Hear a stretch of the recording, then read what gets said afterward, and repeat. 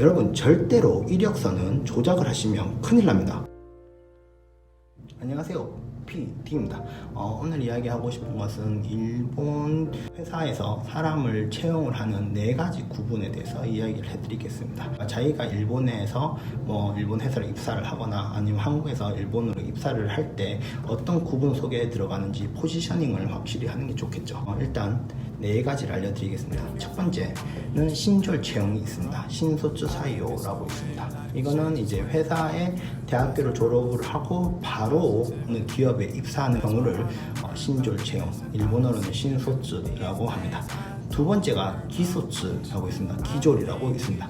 이 기졸이라는 것은 회사에 가지 못하고, 그냥 가지 못한다는 것보다는 이제 학교를 졸업을 하고 어느 회사에 입사를 하지 않고 정사원 이외의 포지션으로 일을 할 경우에는 기소츠에 들어가게 됩니다.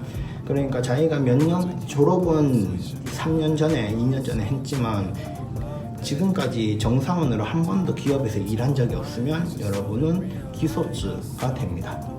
그리고 세 번째랑 이제 네 번째가 약간 헷갈립니다. 세 번째 제가 말씀드리는 것은 다이니 신소츠 제2 신졸 채용, 그리고 중도 채용이 네 번째입니다.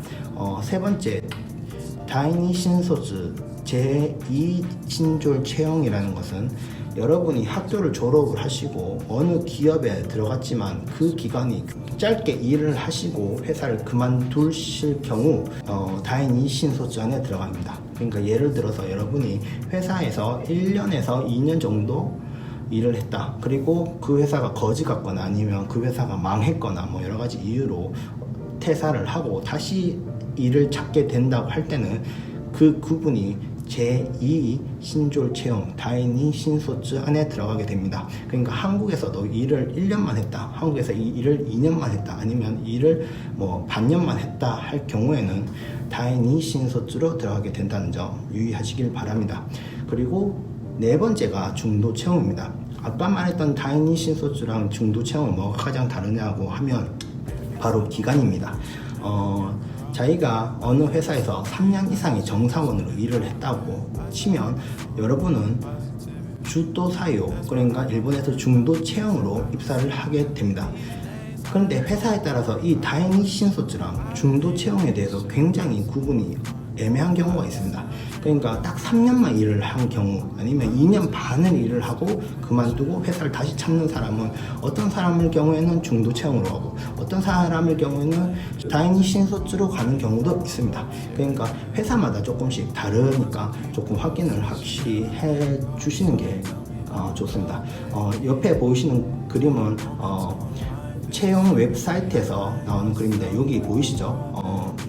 다이니 신소츠라고 적혀있는, 아니면 기소츠라고 적혀있는 이런 구분에 따라 자기가 어느 포지션에 들어간지 확인하는 게 좋다고 저는 생각합니다. 짧은 이제 영상이긴 한데 자기가 일본에 올 때 어느 구분, 카테고리 안에 들어간지 확실히 인식을 한 다음에 채용 시장에 도전하는 게 저는 좋다고 생각을 합니다.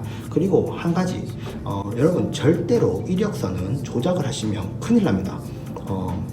왜 큰일 났냐고 하면 일본은 딱히 그 사람에 대한 이력을 뒷조사를 하거나 그런 경우는 거의 없습니다. 하지만 만약에 하게 되어서 어떤 경우로 어떤 루트로 확인이 되어 그 이력서가 거짓인 게 밝혀진다면 소송에 들어가거나 입사가 몇 년 이상이 지난 후에도 취소가 되는 경우도 발생을 합니다. 그러니까 절대로 한국 외국 경력이니까 모르겠지 하시고 마음대로 막 적으시다가는 큰일 나니까 그거는 조심하시길 바랍니다.